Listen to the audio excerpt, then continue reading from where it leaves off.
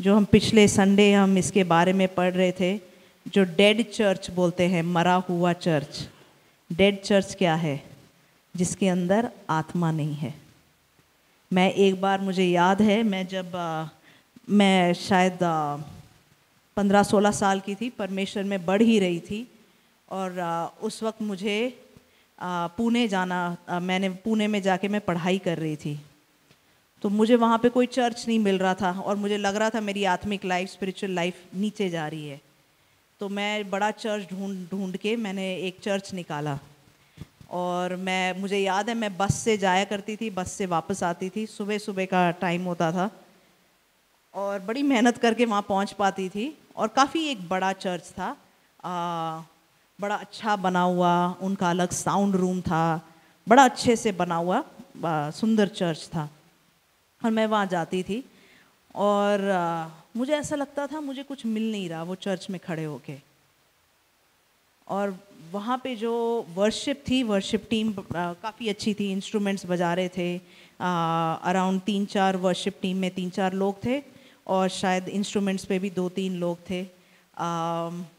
जो प्रचारक था वो बड़ा एनिमेट और बड़ा एक्टिंग कर के पूरी प्रीचिंग करता था, प्रचार करता था।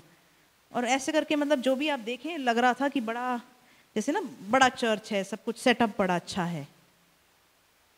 लोग वहाँ आते थे, मगर शायद 30-40 लोग आते थे इतने बड़े चर्च में। और मैं सोच रही थी, मेरे को दुख हो रहा था, मैंने सोचा परमेश्वर ये पुणे की हालत ख़राब है, यहाँ पे लोग शायद आपको मानते नहीं है ज़्यादा।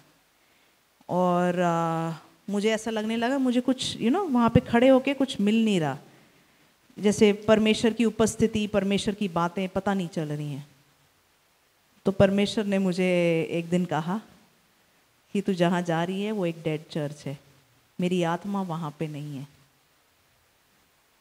तो एक बड़ी सुंदर बिल्डिंग, बड़ा चर्च, देखने में पूरा वर्शिप टीम था, देखने में पैसा था, प्रचारक बड़ा एनिमेट करके प्रचार कर रहा था, मगर परमेश्वर ने मुझे कहा मेरी आत्मा वहाँ पे नहीं है, वो एक मरा हुआ चर्च है। फिर मैंने कुछ हफ्ते वहाँ जाके, शायद कुछ महीने गई मैं। फिर मैं वापस अपना जो मेरा घर जो फरीदाबाद में है, मैं वापस आई। वहाँ से किसी के थ्रू मुझे एक और चर्च के बारे में पता चला। ये चर्च एक स्कूल में मिलते थे ये लोग, जो गवर्नमेंट स्कूल जैसा एक स्कूल था। वहाँ पे एक क्लासरूम के अंदर वो एक पास्टर था, साउथ इंडियन पास्टर थे। फर्श पे उन्होंने, पूरे फर्श पे जैसे चटाई मैट बिछा रखा था, उसके ऊपर बैठते थे। वहाँ पे बंजारे लोग आते थे, और ऐसे तालियां बजाते हुए, पीटते हुए वहाँ पे वर्शिप चलती थी। और मुझे ऐसा लगता था जैसे रिवाइवल होता है ना, कई बड़ी मीटिंग्स में जब रिवाइवल हो रहा है, वैसा हाल था वहाँ पर। और मुझे याद है उस चर्च में फिर मुझे अच्छा लगने लगा, परमेश्वर से मैं बातें सुनने लगी, काफ़ी अच्छा लगा। और वहाँ पे फिर शायद मैं उसके बाद पुणे में शायद 1 साल थी या कुछ महीने थी। फिर मेरा वहाँ पे पढ़ाई ख़त्म हो गया, मैं वापस आई। उसके कुछ साल के बाद, शायद 3-4 साल बाद, मैं फिर से वापस गई वहाँ पर उस चर्च में। इस बार जब मैं उस चर्च में गई, उन्होंने एक बड़ी सी जगह थी, वहाँ पे उन्होंने ये जो टिन का शेड होता है ना, वो लगाया हुआ था ऊपर। और काफ़ी लोग, पहले जब मैं गई थी शायद 25-30 लोग थे, अभी 100-150 लोग थे। और वो जो टिन का शेड है, आधी जगह से आप ऐसा मान लो, सपोज टिन का शेड है, पीछे का जो 1/3 जगह था वो टिन का शेड पूरा नीचे आया हुआ। और वो मुझे बता रहे थे कि आरएसएस वालों ने आके, आरएसएस या बजरंग दल वालों ने आके वहाँ पे मार पिटाई करी, तो वो आधा छत गिरा हुआ है, मगर उस छत के नीचे लोग ऐसे बैठ के मीटिंग में बैठे हुए हैं।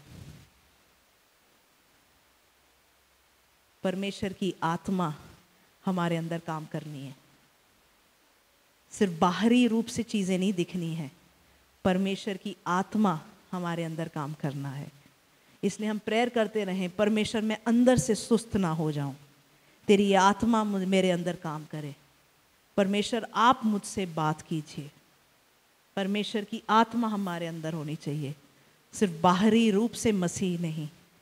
आज हम प्रार्थना करें, परमेश्वर अपनी आत्मा से मुझे भर, Hallelujah. Thank you, Father.